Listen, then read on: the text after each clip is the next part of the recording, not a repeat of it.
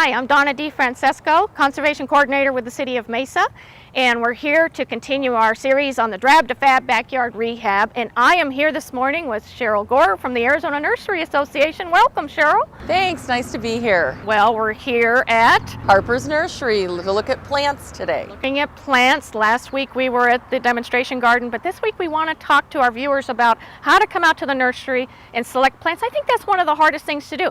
And one of the things you guys have created, Water Use It Wisely has its own campaign where we're trying to teach people on how to save water, but we don't want them to have rocks and cactus. We want them to have live plants and beautiful plants in their yard. And you guys have your own campaign called Plant Something. Yeah, tell me about it.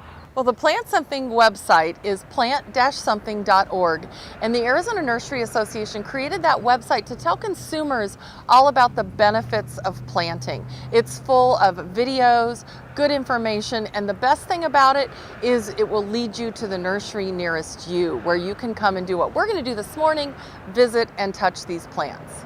Let's go find Jay Harper here at Harper's Nursery and have him show us around, look at some of the plants that we might want to choose for our landscape. Well, thanks, Jay. Good to see you this morning. Thanks for having us out. Tell us a little bit about Harper's Nursery. Well, we're a third generation Valley owned and operated family business that's been here since about the 40s in Phoenix, about 1960s in this location.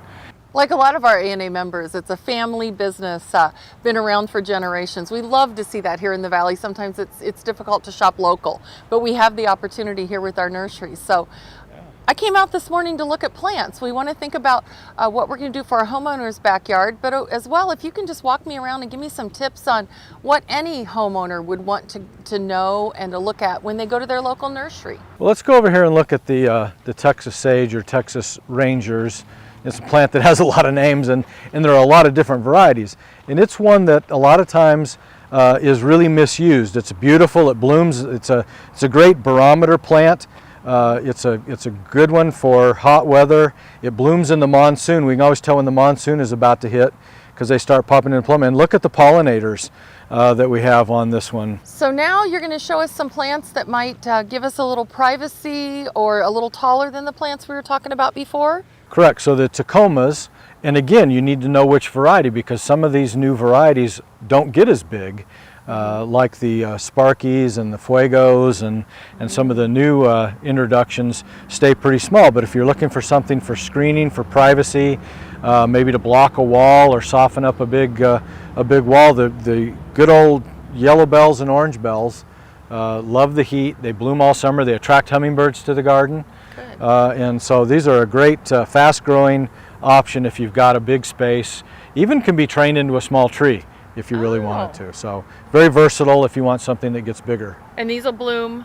They'll bloom during all of the warm months. So really from early spring clear through the summer into the fall months. Well, now we're going to go over to some plants that are more architectural, might really highlight in some areas. We've got full sun, but want to really add a different effect in the garden. Gives you a architectural, very kind of a classic Southwest look. Most of these cactus and succulents do very well in containers. And as you can see, a lot of them bloom. So you're going to show us some options for some edibles for the landscape? Sure, because even in our xeriscape or low water use landscapes, we can incorporate in a few select spots, maybe even in a container, a dwarf citrus, or at least if we're going to water more, we can get a benefit of a fruit or a vegetable. Dwarf citrus particularly do well in containers, they do well in the ground. In fact, they're probably a better size citrus for most of our new lot sizes than full-grown citrus are. Donna and I talked a lot about the importance of trees for shade here in Arizona for energy issues and things. So talk to me a little bit about options for trees. Well, there's all kinds of options, and again, that's where it really is important to know how much room you have. This is a great example, a Palo Blanco, of a tree that stays pretty small, gives filtered shade to give some relief and shade that window. Our utility companies will tell us the best way to cut your air conditioning bill is get some shade on a window, and trees are a great way to do that.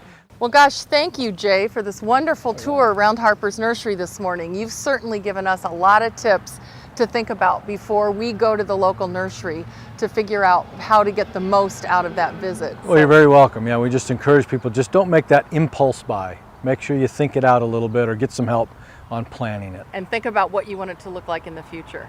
And don't forget to visit wateruseitwisely.com, where we've got some great resources for you for your plant selection, including ways that you can receive a free booklet called Landscape Plants for the Arizona Desert, and lots of other great resources and plant listings.